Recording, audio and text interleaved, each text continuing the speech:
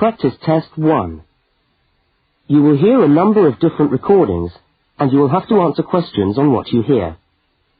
There will be time for you to read the instructions and questions, and you will have a chance to check your work. All the recordings will be played once only. The test is in 4 sections. Write all your answers in the listening question booklet. At the end of the test, you will be given 10 minutes to transfer your answers to an answer sheet. Now turn to section 1 of your question booklet.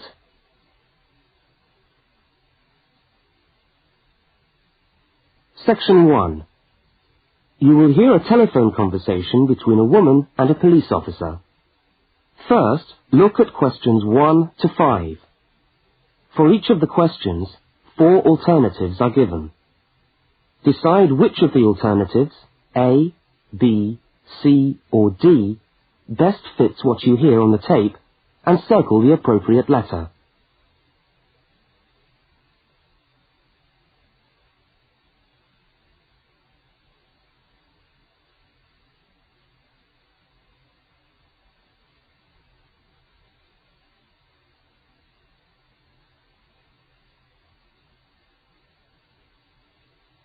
You will see that there is an example which has been done for you.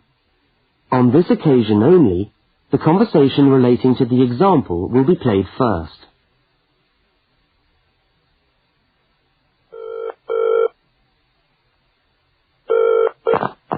Good evening, City Police Station. Can I help you? Oh, hello. I'd like to report a stolen briefcase, please.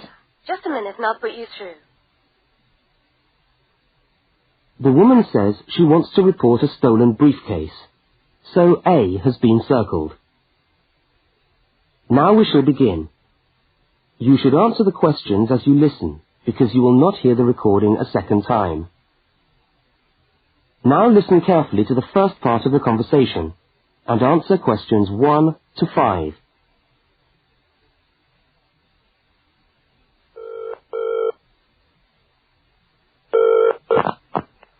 Good evening, City Police Station. Can I help you? Oh, hello. I'd like to report a stolen briefcase, please. Just a minute and I'll put you through. Lost property, can I help you? Oh, yes. I've had my briefcase stolen. Okay, I'll take some details. Tell me what it looks like, first of all. Well, it's a soft leather one, you know, not a heavy box type like a man's. And how does it close? It's got buckles at the front, 2 of them. They're gold-plated ones. Fine. Was it locked? No, I'm afraid not. Never mind. Any distinguishing features? Pardon? Any marks or badges on it that make it stand out? Only the brand name. And where's that? It's on the back, at the bottom in the left-hand corner. It's saggy. Oh, and there's a scratch. It's quite bad, but small, directly above the brand name. I did it recently, putting it on my bike. I've got that. So, what did you have inside the briefcase? Well, all my papers from college. It's so frustrating, but thank goodness for computers. I haven't lost them completely. Yes, you're lucky. I had my wallet in my pocket, so I didn't lose that. But there were also my pens, which I got for my birthday, and a novel I was planning to read on the train. Right. Where exactly did you lose the briefcase? Well, I couldn't believe it. I was standing on the platform. It was right next to me. You were holding it? I just put it down on the floor, but I could almost feel it beside me. I was watching for my train because sometimes it comes early, and then next time I looked, my briefcase wasn't there. And what time was this? It must have been about 5:20. No, a bit later. I'd say 5:30 because it was just getting crowded and the train normally comes at about 25 to 6. Before they continue their conversation, look at questions 6 to 10.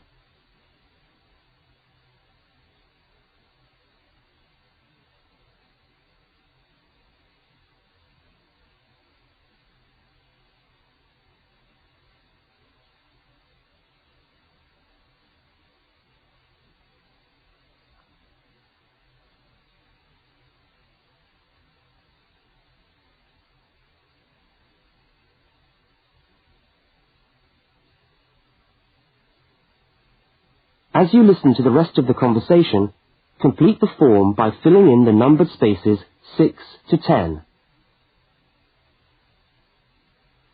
Right. If you'll just give me some personal details. Yes. What name is it? I'm Mary Prescott. Can you spell that? Yes, it's Prescott.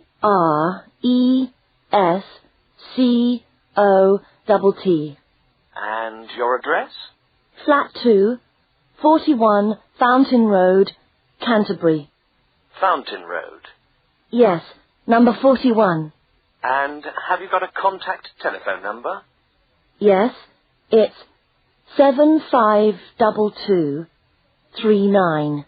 752239. Fine.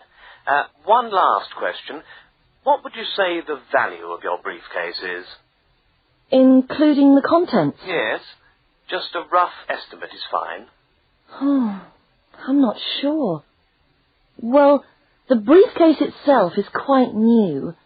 I bought it last month for £40. I suppose about £65. The contents are worth about £20 or £25 at least. That's fine. Well, if you could come down to the station tomorrow, you can sign this form and have a look at what we've got here. Okay, thanks. Bye. Goodbye.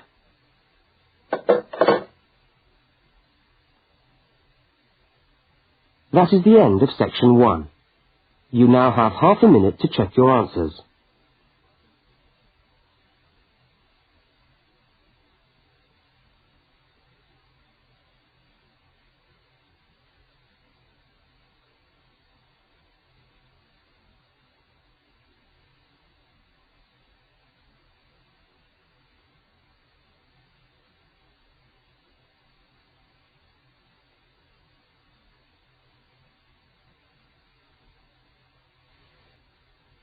Section 2. You are going to hear a news report from an Australian radio program.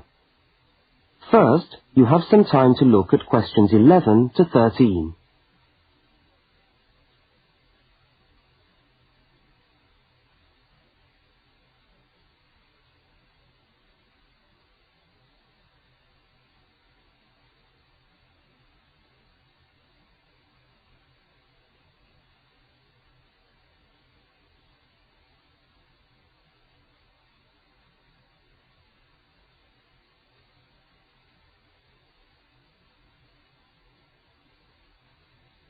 Now listen to the news headlines and tick the 3 other items which are mentioned.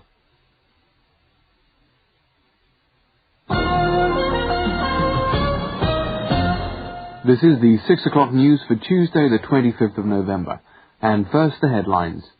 The Prime Minister has promised to help the drought-stricken farmers in the northern part of the country who haven't seen rain for nearly 2 years. And in Sydney, a group of school children are successfully rescued from a plane which landed in the sea shortly after takeoff. Transport workers are on strike in Melbourne over a pay claim, and the strike looks set to spread to other states. And on a fashionable note, there's to be a new look for the staff of Qantas, Australia's national airline. Now you have some time to look at questions 14 to 21.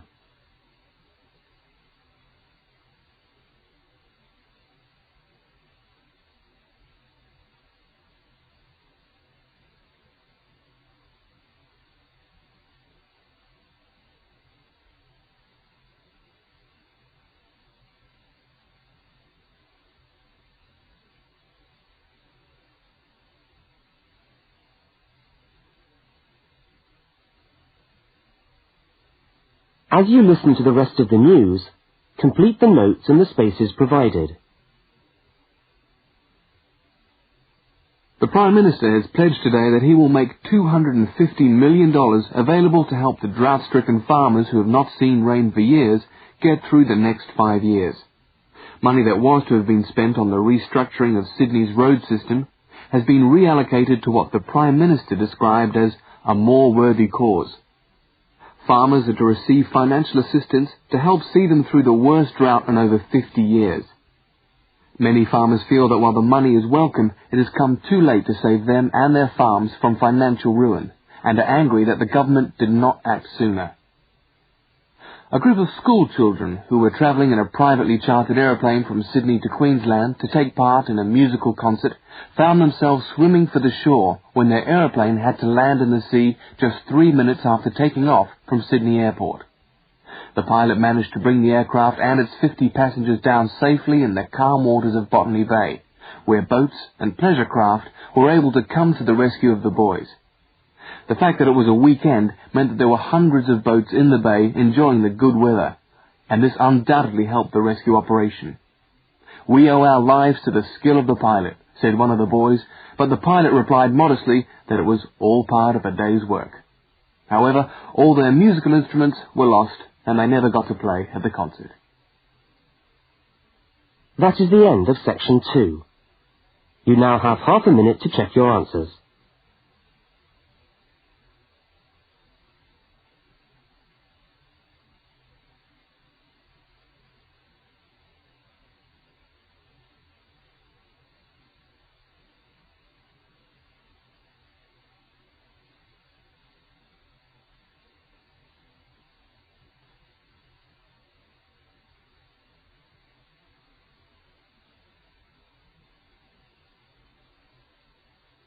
Now turn to section 3. Section 3. In this section, you will hear a conversation between a university student and a university lecturer. Look at questions 22 to 25. For each of the questions, 4 alternatives are given. Decide which of the alternatives best fits what you hear on the tape and circle the appropriate letter.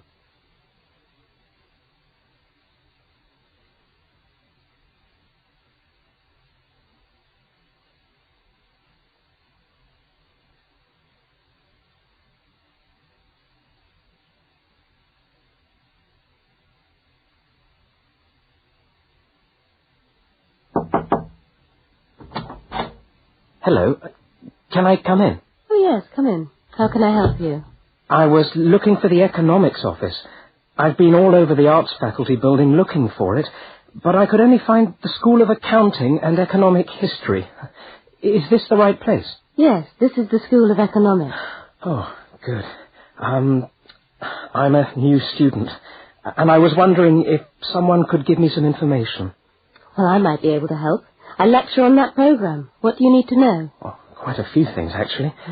Firstly, how many lectures a week do I have to attend? Well, the Economics 1 course is a double unit. So there are 2 lectures a week and 1 tutorial. Oh. The lectures are scheduled for Tuesday and Thursday. What time? Let me see. This information is all in the handout, which you should have received yesterday at the orientation meeting. Was there a meeting yesterday? I didn't know about that. No one mentioned... Yes, there was. But never mind. Now, lectures are at 4 in the afternoon. Oh, 4's a bit late. I've got a part-time job that starts at 4:30. Well, you can't be in 2 places at once, can you? And attendance at lectures is necessary. We expect at least 90% attendance at this university, you know. 90%? That's high. Do they enforce that rule? Yes, we do. We're pretty strict about it, actually. And what times have been set down for the tutorials? Do you have that information? That's a very well-attended course, so there's a number of tutorial times. Monday, Wednesday, and Friday, all at 9 o'clock. Yours will be allocated at the first lecture. Can't I choose the time? Maybe, maybe not. You'll have to talk to the lecturer on the course. Dr. Roberts is his name. Oh, okay. Now look at questions 26 to 31.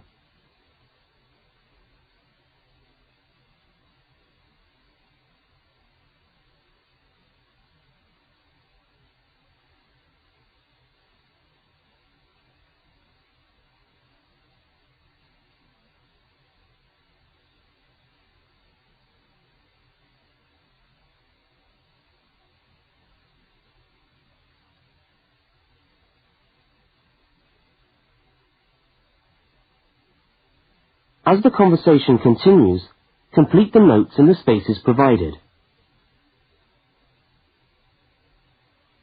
Anything else I can help you with while you're here? Well, yes, actually. Do you know what the course requirements are? I mean, how much work is expected for this course?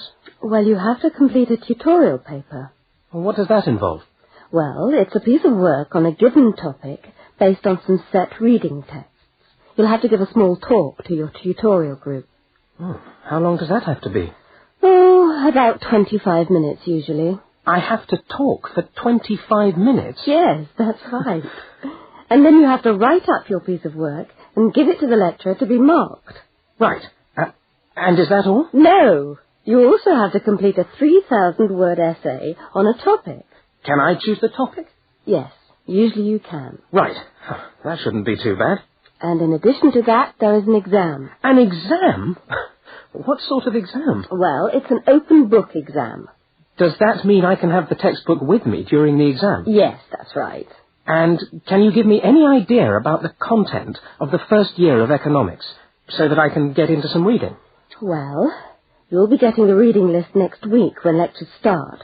All the books are in the library. Yes, but won't everyone else take them out as soon as they get the reading list too? Well, yes, they might. But most of the important ones are held in closed reserve. That's a part of the library where you can go to read books, but you can't take them out of the building. What did you call that section of the library? Closed reserve. However, we do recommend that you buy the core books. You'll find them useful and you'll need them for the exam. Yes, I suppose I will. But what is the focus of the course? Well, the course at this university has a vocational focus. That is, a focus on preparing its graduates for work. So we're orientated very much towards employment. Oh, so my chances of getting a job are good. Well, provided you get good results. Well, look, thanks for your time. You've been really helpful. That's fine. See you next week, then.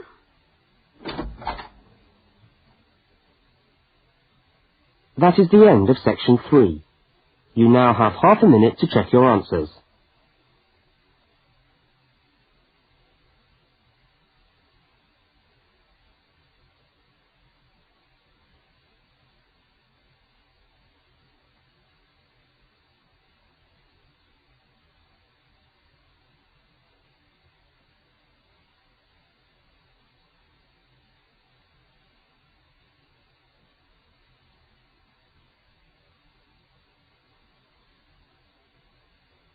Now turn to section 4. Section 4. You will hear a talk given by a university lecturer about the structure of the university. First, look at questions 32 to 36.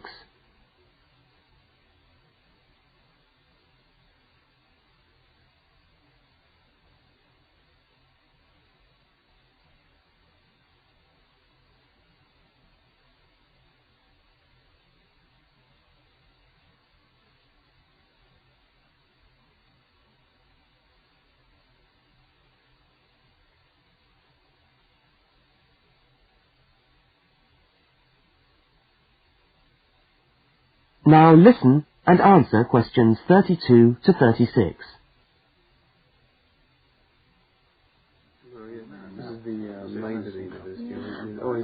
Good morning and welcome to the University of Westlands. My name is Marcia Mayhew and I'm the coordinator of the Bachelor of Social Science degree. This morning I'd like to tell you about the structure of the university and about some of the requirements of the degree that you're about to enter. The Bachelor of Social Science is in one faculty within the university. That is the faculty where I work, known as Arts and Social Sciences. Here on this campus we also have the faculties of Architecture, Law and Science and Technology, among others. It's important to know something about the structure of the faculty because as you go through your course, you may need to call on members of the staff to help you. At the top of the faculty, we have a dean, and below the dean, we have 3 divisions. Each division has a divisional head, and your degree is located in the Division of Social Sciences. Within each of the divisions, there are the departments, and each of these offers the different degrees.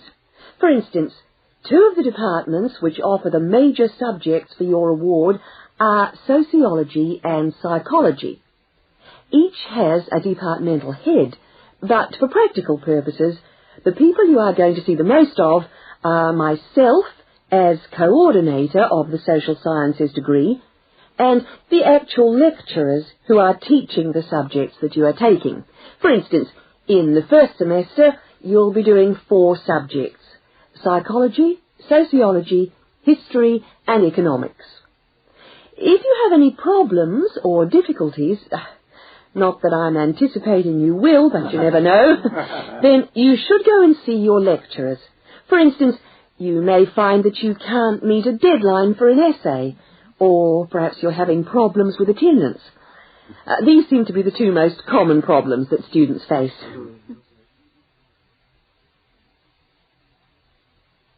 Now look at questions 37 to 41.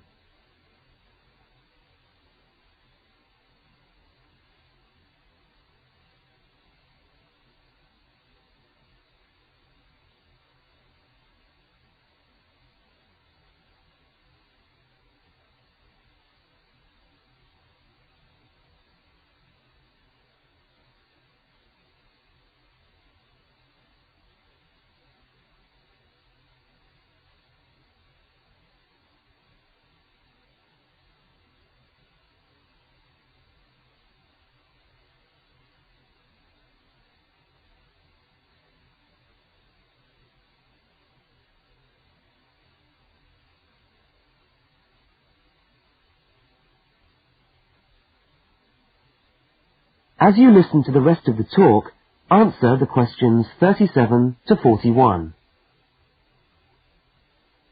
If your lecturers are unavailable, you can always come and see me in my office.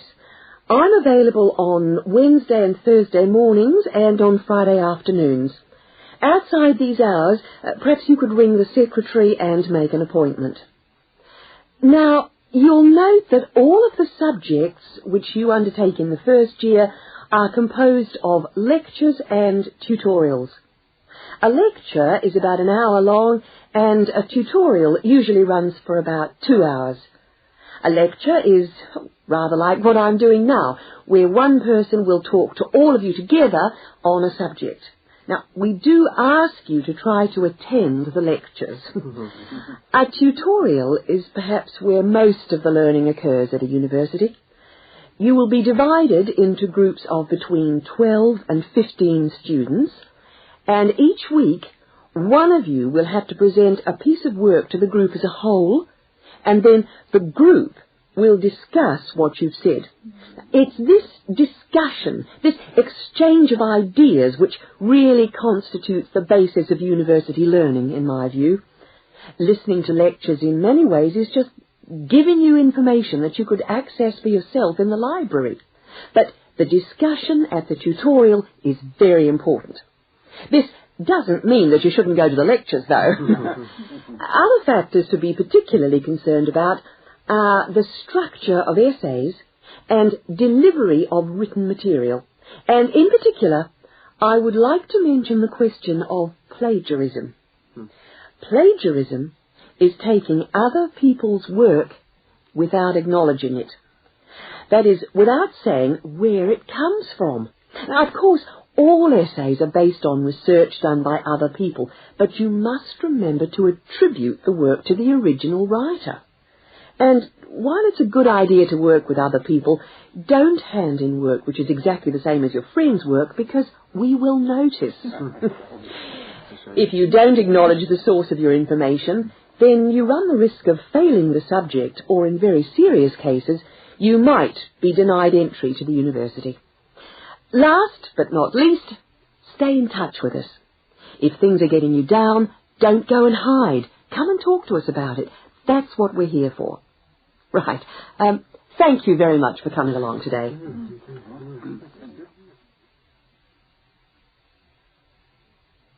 That is the end of section 4. You now have half a minute to check your answers.